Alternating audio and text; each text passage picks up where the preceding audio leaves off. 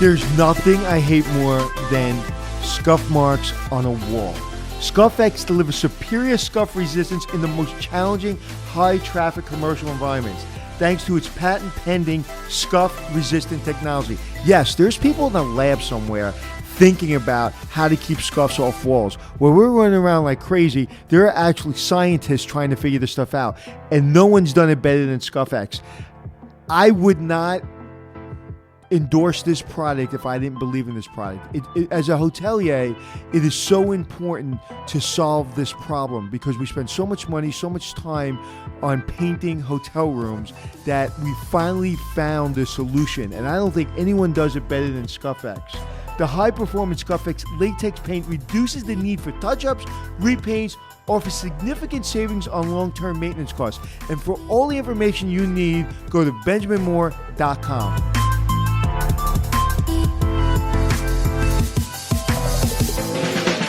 It's checking in with Anthony and Glenn, teaching you to be the hotelier that you wanna be. It's checking in with Anthony and Glenn. Anthony. Breaking news, Toys R Us is coming back to the United States. Yes, I heard that. I think it's going to be more of an online entity. Is that true? I don't know. It's breaking news. Well, I will tell you something about Toys R Us. Man, back when I was a little boy, I loved breaking news. I loved Toys R Us. It was my favorite place. Yeah, Jeffrey was great. But I remember, now I live on Long Island, and for those of you who are familiar with Long Island, I remember, I think it was like 1978 or something like that, when a brand new Toys R Us opened up on Route 110 right by the Walt Whitman Mall, and I was so excited because I wanted to go to the grand opening because Spider-Man was going to be there, and then my mom wouldn't take me, and I didn't get to meet Spider-Man, and here I am 40 years later still thinking about how I missed out on missing Spider-Man when I was 7 years old. I'll be your Spider-Man. So there's two new stores opening up, one in Houston and one in Westfield Garden State Plaza in Paramus, which is, I guess, next to the stadium, right? I have no idea. Stadium? No, well, that would be the Meadowlands Secaucus. area. That's Secaucus. Right. Yeah. But yeah, so I think there's Channel two. 9 is based out of Secaucus. One in Houston and one in New Jersey. And unlike the rows of shelves that cluttered old Toys R Us stores, the new locations will have interactive and playground-like environments for toy brands, which they should have figured out 20 years ago. They should have. Because they did not change a shelf in that store since I'm a kid. Do you know why they haven't changed anything in 20 years? Why? Because they were having financial problems 20 years ago, and they had such debt service on it because they got bailed out that all their profits and any cash flow they had went down to paying down their debt. And they didn't have a penny to pay employees, a penny to pay their stores to create new environments in their stores, and it just went down and down. And every year that went on, it looked older and older and older and older. And plus, when I go into a Toys R Us, people suck their teeth and looked at you like, what the hell do you want? Yeah. And then now on Amazon, like last time my wife goes, hey, we need rug tape to keep one of our rugs down. Not my toupee. And we need, she needs a stained glass cutter. I was like, okay. So like a minute later, she goes, oh, don't forget. I said, I ordered it already. She goes, you ordered it already? I said, yeah, I ordered it on Amazon. It took me 35 seconds. It literally took me less than 35 seconds. So you're competing with Amazon and you're not updating your store? That's a collision course for bankruptcy. You're also competing against Target and Walmart and all of those stores that use low-priced toys as a loss leader in order to get folks to come into those stores. Yep. So we are talking today about stuff in the news. So let's talk about the news. I want to add something. Let's to what get you out were of your just saying. childhood and get on with No, life. this is not. I'm connecting this directly to the. I'm sorry. G-Love, go ahead. Yeah, thank you. Thank you very much there, Mr. Anthony. So listen, I'm going to connect this directly to the hospitality industry. You were talking about Toys R Us and having different interactive play areas that are coming. Well, Hubert Joly, who until recently was the CEO of Best Buy, was formerly the CEO of Carlson in the United States. Carlson Hotels, which is now known as Radisson Hotel Group. He left to go save Best Buy. And at the time, I'm like, what is he thinking? Why would you want to go to a dying brand But he managed to reinvent it. And one of the things that they managed to do was create areas for all of these different brands to have interactive areas so you could experience the products. That was his idea? Yeah. I've actually noticed that, and I always thought that was impressive. It's very impressive because what they did is they took the burden off of Best Buy and put it on Samsung. So Best Buy did not become Kodak. Right. That's right. And Kodak became Kodak because they were too foolish to understand the importance of digital cameras that they invented and then let the universe take away from them. So are they charging those big brands for space in their stores now? Yeah, of course. Genius. Yeah. Right? Genius. Makes a whole lot of sense. You want this big space, you pay for it, and because really that's what you're doing. All you're doing is making it easy for people to sell their goods. That's right. They should be paying you rent for that. That's right. I mean, isn't that what supermarkets do? Yeah. Right? Yeah. You know what's so funny? Probably you're sitting in bed one night and go, hold on a second. Wait, he took me hostage. I got to take him hostage. Right. They got, it's kind of like what we talked about last time with AHOA. It's like, the brands, all the presidents and all the executives of all these brands were kind of controlling AHOA or controlling the Indian community when they owned all these middle-level brands. And AHOA said, oh, wait a second. You work for us. Right. We don't work for you. That's right. And we got the money. Yep. So I thought that was very interesting. That's absolutely right. So, let's get into it. What's the first topic that you wanted to talk about? So now that the show's over, tell me something. The topic I wanted to talk about, Glenn, I'm glad you really remembered that, was I have no idea. Minimum wage. Yeah, minimum wage. Right. So as we are recording this, the House of Representatives has passed a new minimum wage to be at $15 an hour. Of course, it's going to, in my prediction, fail in the Senate. There's no way that is going to happen. But Anthony and I were talking just before this, and it's amazing to me that the minimum wage in the United States has not gone up in 10 full years at the federal level. It's still 7.25%, I believe, which is absolutely shocking to me. The longest period in American history in the modern era that we have not seen a bump in minimum wage. So what do you think about that, Anthony? I think that we have to pay people fairly, and in this country, if you're making below $15 an hour, you're not making it, and if you're making $15 an hour, you're maybe just making it. It's ridiculous to have the conversation. Businesses, if you're a good business, you're always going to find ways to make money. Listen, when and if the recession hits, we're all going to have to tighten our belts. We're all going to have to figure it out, but there's no reason. I can't, listen, in one hand, the unions in New York City, they're tough, and you pay a lot of money for a housekeeper and for a bellman and for a doorman. But you know what? They deserve it, and they deserve to live a fair, and they deserve to live a middle class life. So they're making more than $15 an hour. They're making in some hotels at full wage. Will I think next year make $40 an hour for a housekeeper. Awesome. And and the hotels are still making money. Some hotels aren't making money, but because they built bad and they have too much debt on their hotel. So in the end of the day, it figures out the economy is not going to collapse because we're finding people are making $15 an hour. What I would say is, if you're a person that doesn't have a serious skill set, I would go back to a trade school, go back to college, start getting a skill set, because in Dunkin' Donuts, you're going to make $15 an hour.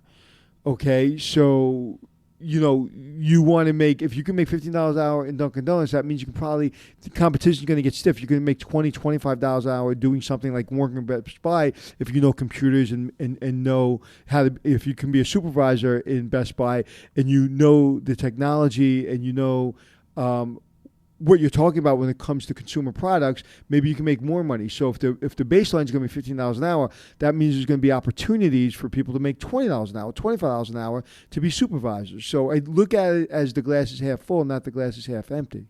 Yeah, I think that's an interesting perspective. And the one thing that I'm at a loss for is it seems that whenever they talk about raising the minimum wage, the people give that same argument. As a business owner, we're not going to be able to afford it. We're going to go out of business.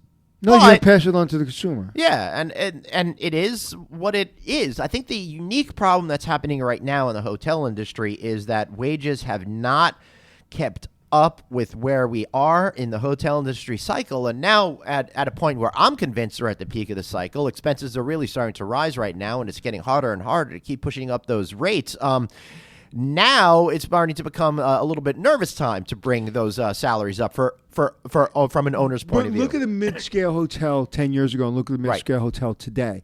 You have less employees. At the front desk, you have somebody checking you in, giving you a coffee, giving you a drink, right. Giving you a sandwich, showing you to your room, showing you where parking is, running down everything, answering the phone when you call down. So you're asking these employees to do more than they did 10 years ago. Yep. You can pay them. Right, and I do think Am I right, Glenn? No, I definitely. Am I right, Glenn? I definitely. Am I right, G-Love? Yes, you are, Anthony. Right. I definitely think that we should be paying people a wage that they deserve. And as a consumer, I'm willing to pay a little bit more to make sure those people are taken care of. But I think that this is kind of a specious argument in some senses that it doesn't really matter what some of these wages are going to be in the future, because we're going to lose a lot of these jobs anyway as artificial intelligence and automation and all of those other things start to supplant jobs that human beings were doing in the past. Right. And people make excuses of why they can't, why can't they pay that one employee in their factory more, even though they have a lot less employees. Listen, this is not a Democrat problem. This is not a Republican problem. I'm neither, and I don't support either party, and I'm not on the left or the right. If you can figure out my political party, let me know, because I'll be the first. You'll be the first to know. I believe in people. I believe in common sense. I believe that you don't want to look at the homeless population in Philadelphia, San Francisco, Portland. It's insane. It's getting out in of control. L.A., it's insane. What's happening in New York? It's insane. So instead of fighting the minimum wage, why don't we figure out how we can just take care of each other? And that's not a Republican or a Democrat. That's just the right thing to do. So I know when I give my teams raises, I love it. Yeah, well, it makes everybody feel good, doesn't it? I don't want anybody to feel like I don't want anybody to feel that I'm making money and they're not making money. I mean, if I ever thought for a second that I was abusing people so I can make more money, I couldn't sleep with myself. Not saying that I didn't make more money than most of my employees in my hotel. Of course I did, because I was general manager, unless you work in a union hotel where the bellman made a hell of a lot more than general manager.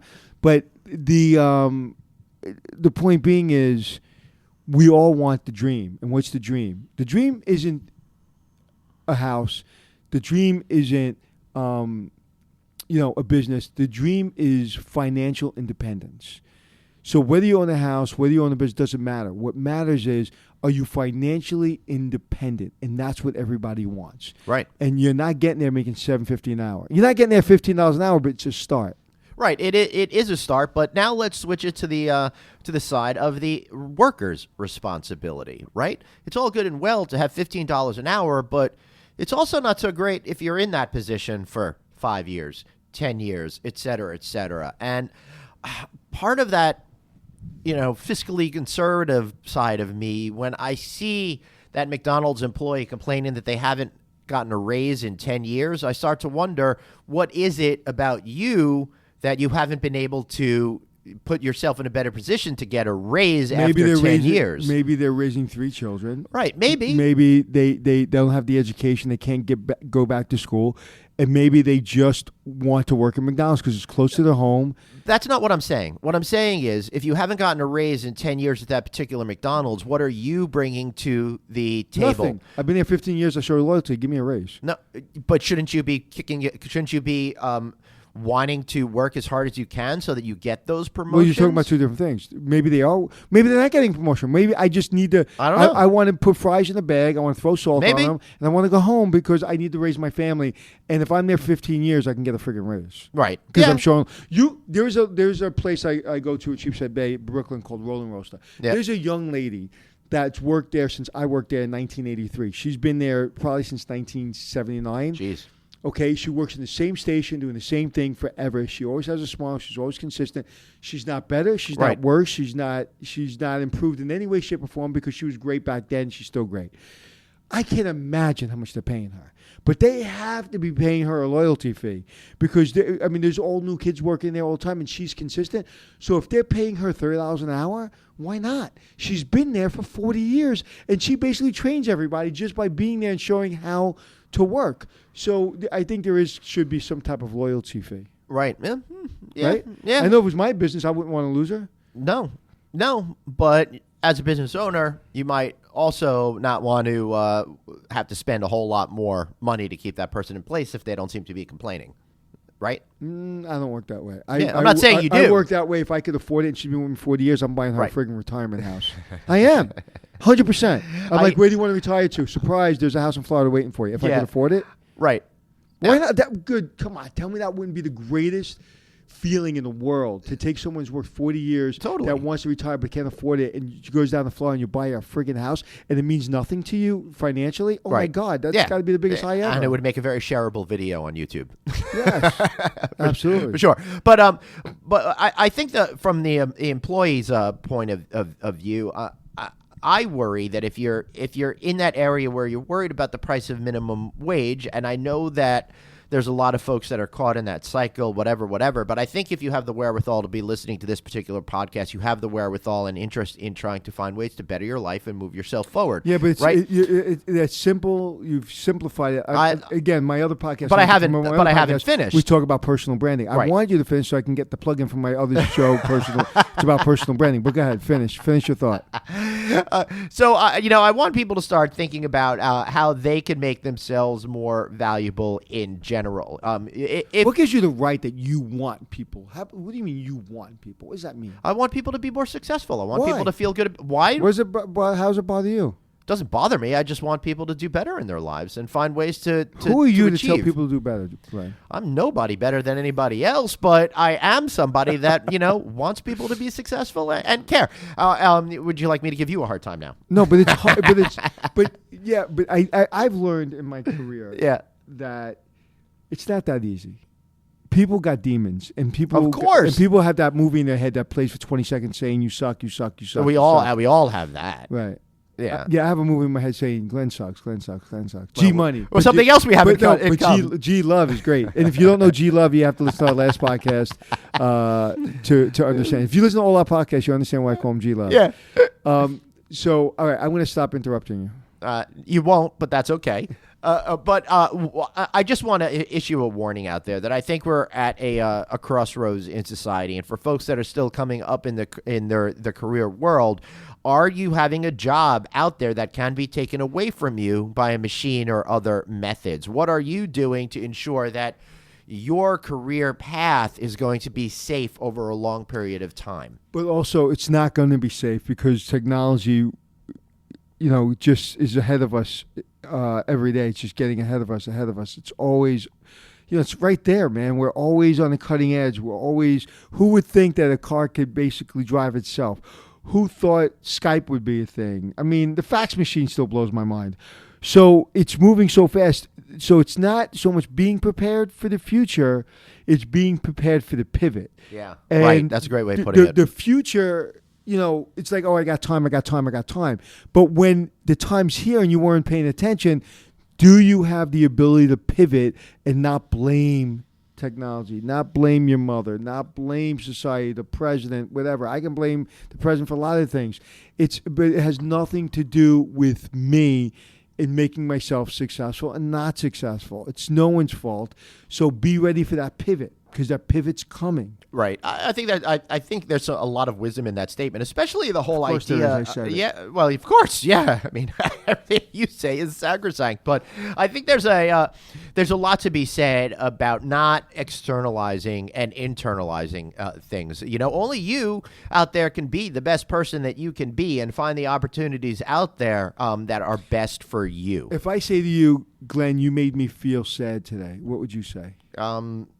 Sorry? No. But, too bad. I can't make you feel anything. Right. Only you can make yourself feel anything. That's funny you should say that. I've used that line at home before in arguments. It doesn't work. I'm just telling you the facts. It's the way it's your choice on how you want to feel based on the facts. You can think I'm an asshole. Yeah. But that if you're sad, you can still call me an asshole. But right. you being sad has nothing to do with this asshole. Yeah. Right. So it's a choice. Yeah. And one of the things that I'm trying to, tell my 15-year-old twin boys right now is, how they could negotiate this kind of a universe. And I feel very fortunate that I found a career path and you found a career path that's a little bit different. That's not something that's necessarily easily replaceable, right? I mean, we can be replaced the second I'm gone. Nobody's going to think about me ever again. But I do what I do, and I have a depth of knowledge, and I've gone down this particular path, and it's not like somebody fresh out of school is going to be able to come and replicate exactly what I did.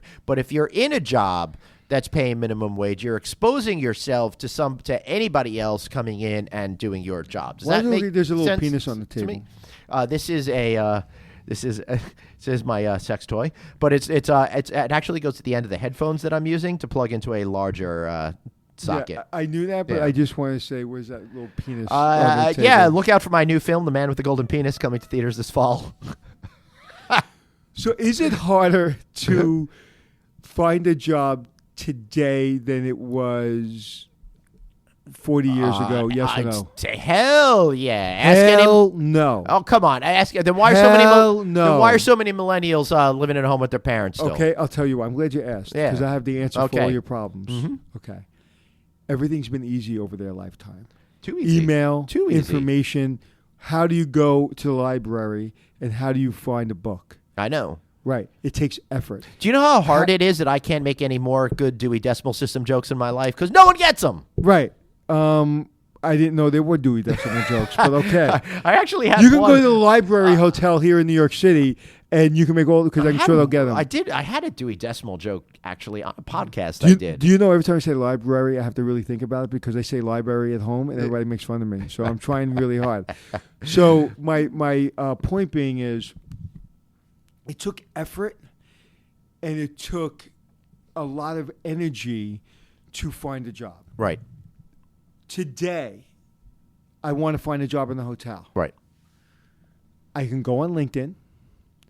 I can pay, for InMail. Yep. To get into an email box of somebody that's running a major hotel. Right. I can go online and find out who's running that hotel. Mm-hmm. You can find if that company's doing well, if that company's doing bad. You can even find out who was the last person in your position by doing a little searching on Google. Right. You can, or on LinkedIn. You can go on LinkedIn and post your resume. Whereas before you came to this country, you hoped your cousin owned a mechanic shop or a cement truck. Right. You would hop on a cement truck and you would go to work and you would go about building this town. You didn't have a lot of choices. There's a tremendous amount of choice. The effort, you knew 40, 50 years ago, 100 years ago, 200 years ago, you knew the only thing that was going to get you a job was your own effort. That is it. Today, you're putting that onus on the person trying to hire somebody, and you're wanting to send a piece of paper through an email. I don't know if I said that right, but you're trying to send an email, and you're trying to put the onus on them because they didn't call you. Well, it took you 3.1 seconds and probably less to send that email. That's the effort you're putting into being successful. Right. It is so much easier to find a job today. Yeah. I think about... especially with unemployment being so low. Right. Everybody is looking to pay you more money if you have a skill and you have a friggin' brain. So it was much harder. When I was looking for a job, right. I would have to go to the New York Times Sunday section and hope out of those 15 ads there was one for me, and then I would send my resume or it'd show up, and I would hope they'd give me the job. Now you can look for 600,000 jobs across the world in 5 seconds. Right, and you could be a digital nomad and do those jobs from anywhere in the world. So to me, oh my God, life is so much simpler today because of technology. Is life harder today? I think it's harder because we make it harder. But when I think of my father-in-law who came here, 60 years ago, not knowing the language, not knowing anyone, and his family comes here, and he had to rely on other people for food. And within a year, he was self-sustaining, and he was working in a mechanic shop, and he was never making more than $200-300 a week, and he's working 5 jobs, and eventually he got up to $500 a week, and he saved every penny, and he bought a piece of property, and then he bought another piece of property, and he became successful, and he still got his money, probably in his basement. I mean, that's the kind of energy, because you don't expect people to help you. Right. Yeah, it makes me think of my grandfather, who I didn't get to know very well because was he called G Love? No. Grandpa Love. No, Bernard Haussman. He died unfortunately when I was in kindergarten or first grade. Was he a lawyer or an accountant? Neither, because he made his son become a lawyer because he was an immigrant. Right. He left Europe. When he was 15, 16 years old, went through Argentina, stayed there for a couple of years, and then wound up here in the shores of America in his late teens, and created an entire life for himself, and wound up eventually opening a butcher store and buying the building that butcher store was in, and creating a nice life for my dad and my aunt. Because there's too many choices, and I hate to say that, because when people say that, I hate that. Today there are so many choices that you get overwhelmed by it. That's why travel agents are making the comeback, because on the internet there's so many choices you don't know what to do. Back when your grandfather was making a life for himself, there weren't many choices, so let me grab what's in front of me. Right. Period, end of story. And let me ask you a question. Where's your grandfather born? In Europe, the Russia-Poland kind of area. I don't know the exact Okay, town. I just find it fascinating that Italians, they say, when my grandfather came from Italy, but other Europeans say, when my father came from Europe. I just Right. find Yeah, no, it's interesting. And my grandmother, came here, and she was like 13 years old, and my great-grandmother had a push cart, and they walked across a good chunk of Europe to get to Amsterdam, selling rags out of the back of a push cart, and then grabbed a boat in Amsterdam and came here to the United States. Do you know why they did that? Because rags were there and the push cart was there, and that's right. what was in front of them. Yep. When you have 27 choices, you can push a pull cart, a lemonade stand, but it gets too much. We have too many damn choices. Focus. Right. Focus. And one of the things everybody's Yep. watching is everybody else's success. I stopped watching some people that I admire simply because I was just so enamored with them Right. that I literally stopped working on some of the projects I was working on because I was like, wow. Yeah. I spent too much time looking at them and not enough time looking at me. Right. So there's a lot of choices. Whether it's harder or easier, I really No, it's definitely. I don't want to say it's harder or easier. What I want to say do. is it's different. I want to say it's harder. And I will say it's harder because of a great book in 2004 by psychologist Barry Schwartz. It's a book called, actually, The Paradox of Choice, Why More is Less. And the whole notion of the book is... So you agree with what I'm saying? The whole idea is that the more choices that we have, the more complicated life, So you're saying I'm right, becomes.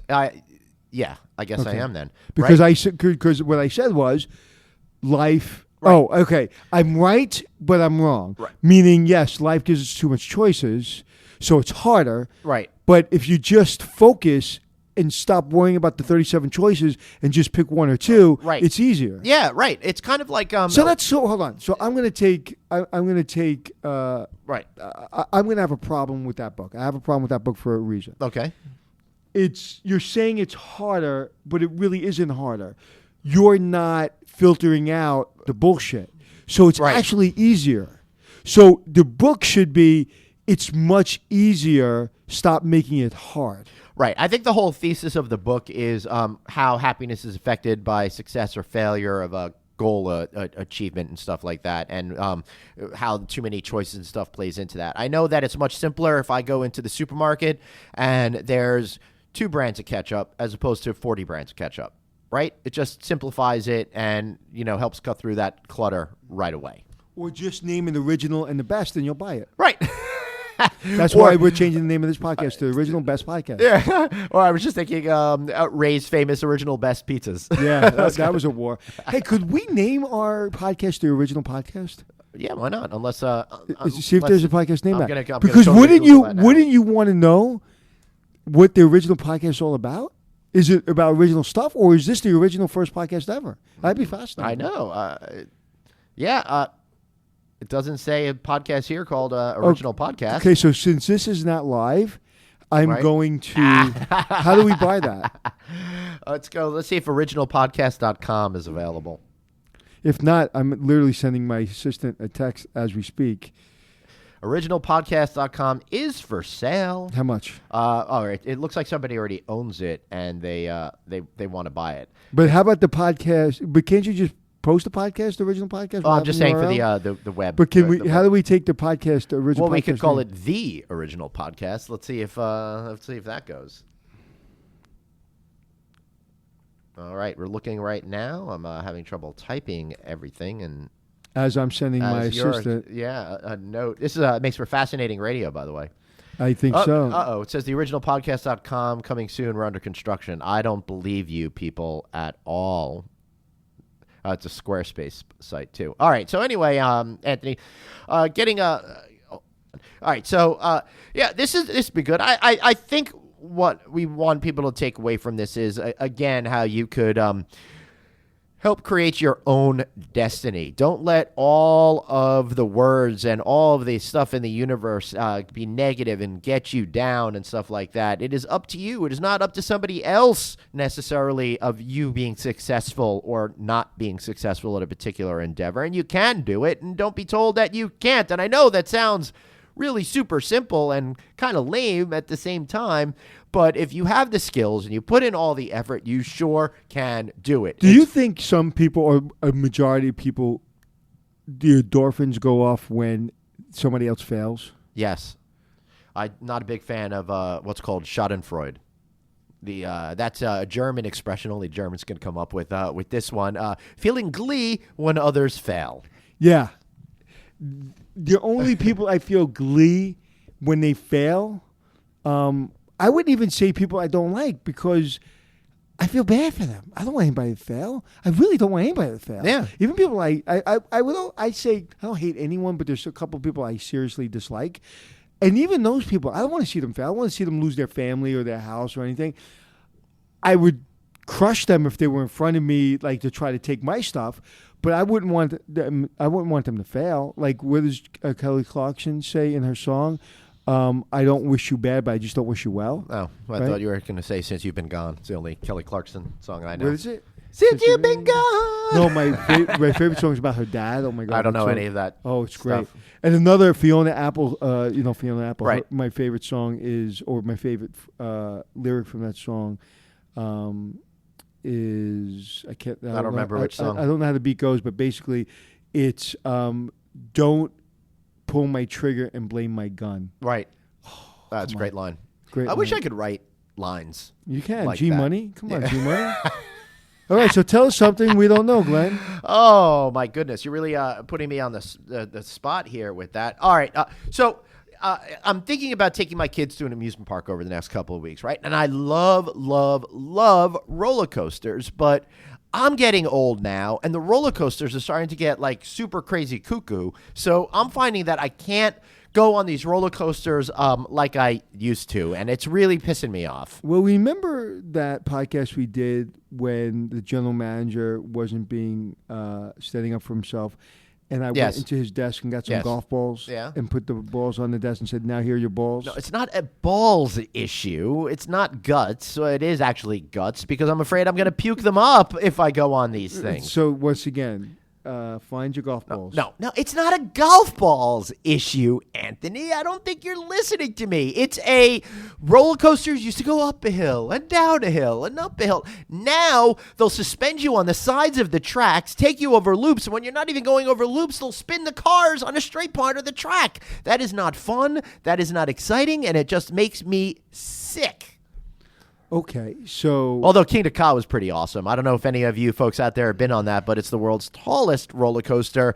You go from like 0 to 60 miles an hour in like a second and a half, and you go up like 450 feet. It's pretty freaking awesome. I'm not a roller coaster person. I never liked roller coasters. I never thought I never thought I had a problem with roller coasters until recently, when I realized, like, why do I go on these things? Like, my head shakes, my body shakes. I hurt my knee when I get off of them. I didn't like it when I was a kid, so it's not an age thing. I don't particularly like being, thrown around. Well, I would suggest go into the desk drawer over there and get some balls. All right, listen to you. I still think it's a balls issue, but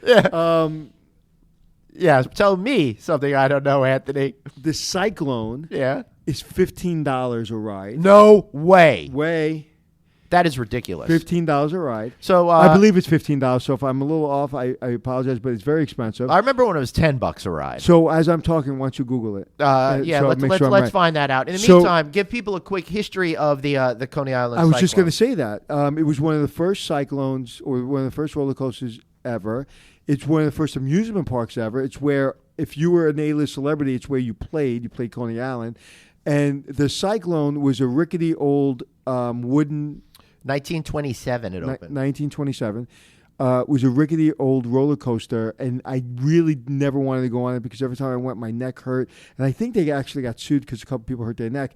And recently, over the winter, it seems that they've put some steel around the wood. Most of it's become a steel coaster, even though it's a wood coaster. You know about that?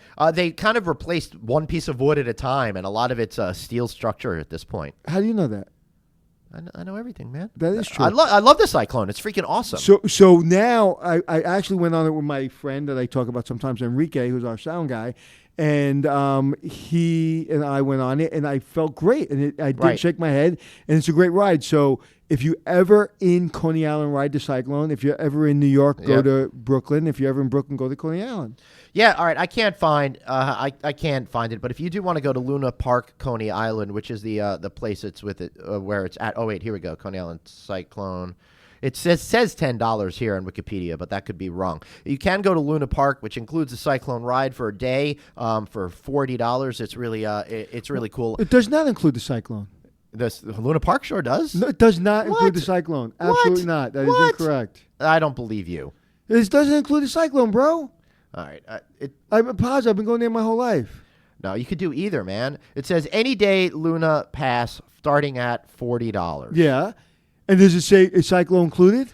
I mean, cyclone included? I'm looking at the cyclone page, and it says buy tickets, and I hit the buy now, and it takes me to the Let me see. day price. There's no way cyclone is included in the Luna Park pricing. No, it's not. Well, hit the buy now button and see what happens. You can just touch it. It's a touch screen. Yeah. It has a picture of a guy that looks like me with a beard.